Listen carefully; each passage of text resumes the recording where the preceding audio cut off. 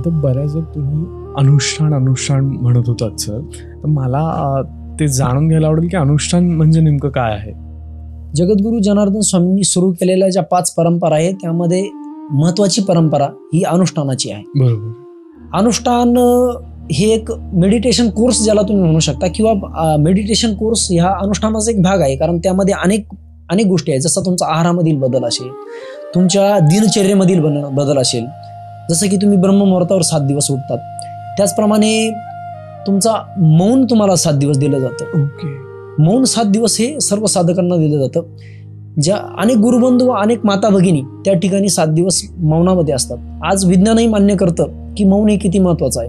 मौन हा शक्ती संचय करण्यासाठी अतिशय महत्वाची अध्यात्माची एक साधन आहे आपल्यासाठी. म्हणतात की 5-6 तास पायी चालण्याला जेवढी शक्ती लागते तेवढी 2 तास बोलण्याला लागते. नक्कीच.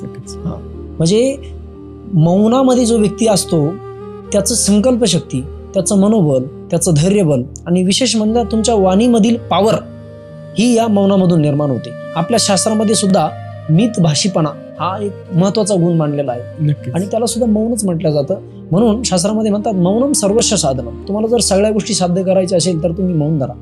आणि मौनाने जी शक्ती संचय आपल्यामध्ये होतो त्याने आपल्यामध्ये एकाग्रता येते आणि एकाग्रतेने अचूक निर्णय घेण्याची क्षमता यामुळे आपली वाढते. आज डिसिजन मेकिंग याला कॉर्पोरेटमध्ये असेल, तुमच्या दैनंदिन जीवनामध्ये असेल, खूप महत्व याला आहे. म्हणून मौन साधना ही आपल्या दैनंदिन जीवनामध्ये सुद्धा महत्वाची आहे. म्हणून आध्यात्मिक बऱ्याच साधना ह्या मौनातच केल्या जातात. आणि जगद्गुरू जनार्दन स्वामींनी अनुष्ठान सुरू करताना प्राथमिकता हा नियम दिला. आज वर्षभरामध्ये अनेक अनुष्ठानं होतात, 12ही महिन्याला अनुष्ठानं चालू असतात. या सर्व अनुष्ठानांमध्ये माता भगिनींना, पुरुषांना मौन दिलं जातं, जेणेकरून ते आसनामध्ये बसून आणि जप करताना त्यांना ती शक्ती मिळावी. मौनाचा दुसरा फायदा असा आहे, तुम्हाला जास्त आहाराची गरज पडत नाही. नक्कीच. शक्ती कमी खर्च होत असल्यामुळे कमी आहारामध्ये तुम्ही स्टेबल राहू शकता, जास्त काळ राहू शकता आणि सात्विक आहार तुम्हाला या अनुष्ठानामध्ये दिला जातो. जसं बरेच जण फळावरती असतात, बरेच जण दुग्धाहारावरती असतात, त्याचप्रमाणे भगर आणि कढी सारखा सात्विक आणि अतिशय लवकर पचणारा आहार तुम्हाला दिला जातो.